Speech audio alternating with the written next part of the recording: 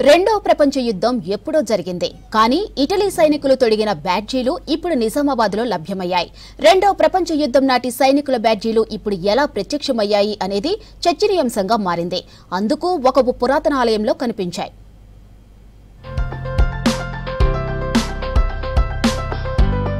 ఇదిగో ఇవే రెండో ప్రపంచ యుద్ధం సమయంలో ఇటలీ సైనికులకు తొడిగిన బ్యాడ్జీలు. మరి అప్పటి నుంచి ఇప్పటి వరకు వీటి గురించి ఎవరికీ ఎందుకు తెలియలేదు? ఇన్ని రోజులు ఏమయ్యాయనేది ఇప్పుడు హాట్ టాపిక్గా మారింది. ఈ బ్యాడ్జీలు నిజామాబాద్ జిల్లా భీమ్గల్ మండల బెజ్జోరా గ్రామంలోని బెజ్జ మహాదేవి ఆలయంలో ఈ విషయం ఆలయ ధర్మకర్త వేముగంటి రాజేశ్వర్, చరిత్ర పరిశోధకులు, కొత్త తెలంగాణ చరిత్ర బృందం సభ్యులకు తెలిపారు. దీంతో ప్రముఖ చరిత్ర పరిశోధకుడు, తెలంగాణ చరిత్ర బృంద సభ్యులు కంకనాల రాజేశ్వర్ ఆలయాన్ని సందర్శించారు.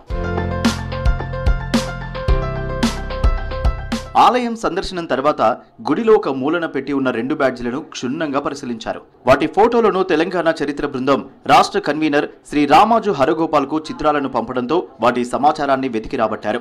ఇవి రెండో ప్రపంచ యుద్ధంలో ఇటాలియన్ సైన్యంలోని కెప్టెన్ల బ్యాడ్జీలని వారు తేల్చారు.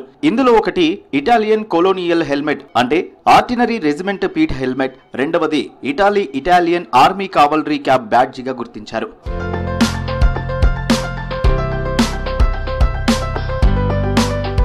రెండవ ప్రపంచ యుద్ధ కాలంలో ఈ బ్యాడ్జీలను అప్పటి సైనికులు ధరించేవారని అన్నారు తెలంగాణ చరిత్ర బృందం సభ్యుడు కంకనాల రాజేశ్వర్. ఈ బ్యాడ్జీలు ఈ గుడిలోకి ఎలా వచ్చాయో తెలియరావడం లేదంటున్నారు. కానీ వీటిని అప్పట్లో ఎవరో ఈ గుడిలో భద్రపరచడంతోనే వీటి గురించి తెలుసుకునే అవకాశం లభించిందన్నారు.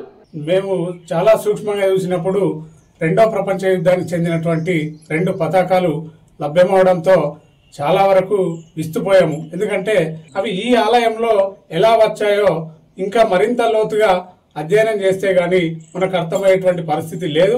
ఇందులో మేము కనుగొనని చాలా ఇప్పుడు వచ్చి చరిత్రకారులు తెలుసుకున్నారు. దాన్ని తెలుసుకుని దాని గురించి చాలా వివరిస్తున్నారు.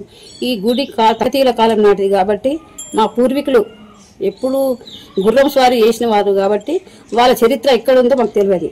ఆ చరిత్ర కొరకు మా రాజేశ్వర్ గారు వచ్చి మాకు వెలువరించారు. ఈ బ్యాడ్జీలను తెలంగాణ వారసత్వ శాఖ వారు మ్యూజియంలో భద్రపరచాలని కోరుతున్నారు స్థానికులు.